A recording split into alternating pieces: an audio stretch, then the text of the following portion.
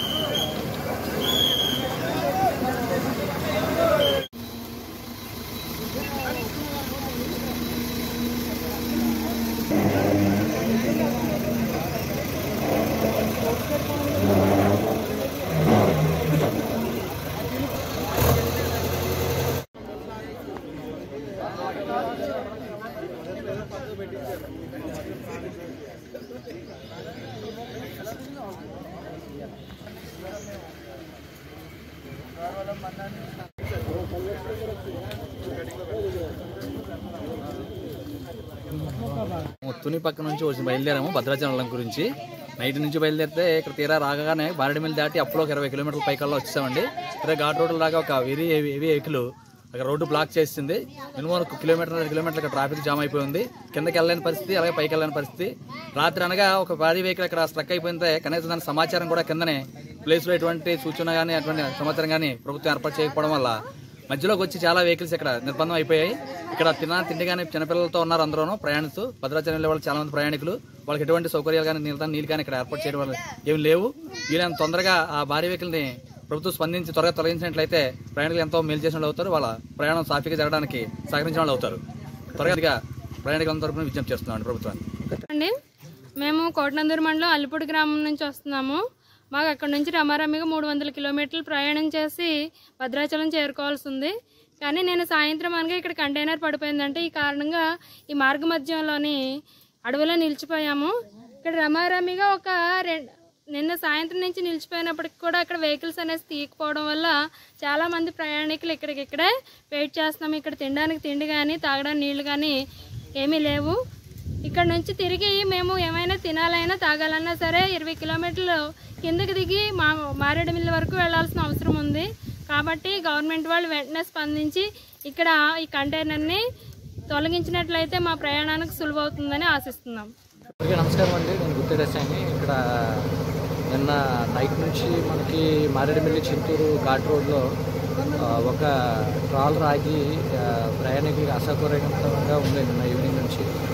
నిన్న ఈవినింగ్ నుంచి కూడా పోలీస్ సిబ్బంది మరియు లోకల్లో ఉండే ఈ వర్క్ చేసే సెల్ఫ్ హెల్ప్ గ్రూప్స్ కూడా మనం చాలా ఈవినింగ్ నుంచి ట్రై చేస్తున్నాం. కానీ ఘాట్ రోడ్లో కొంచెం ఛాలెంజెస్ ఎక్కువగా ఉండడం వల్ల మనకి కొంచెం ఇబ్బంది అయ్యి ఇప్పటి వరకు ఒక 30-40% క్లియరెన్స్ ఇవ్వగలిగాము. ఈవినింగ్కి మ్యాక్సిమం క్లియర్ చేద్దామని చూస్తున్నామండి. క్రెయిన్స్ అండ్ జేసీబీస్తో వర్క్ ఆల్రెడీ స్టార్ట్ చేసామండి. ఇక్కడ ప్రయాణికులకు ఇబ్బంది పడకుండా మేము మా పోలీస్ డిపార్ట్మెంట్ నుంచి వాటర్ అండ్ ఫుడ్ ఫెసిలిటీ కూడా అందించాం.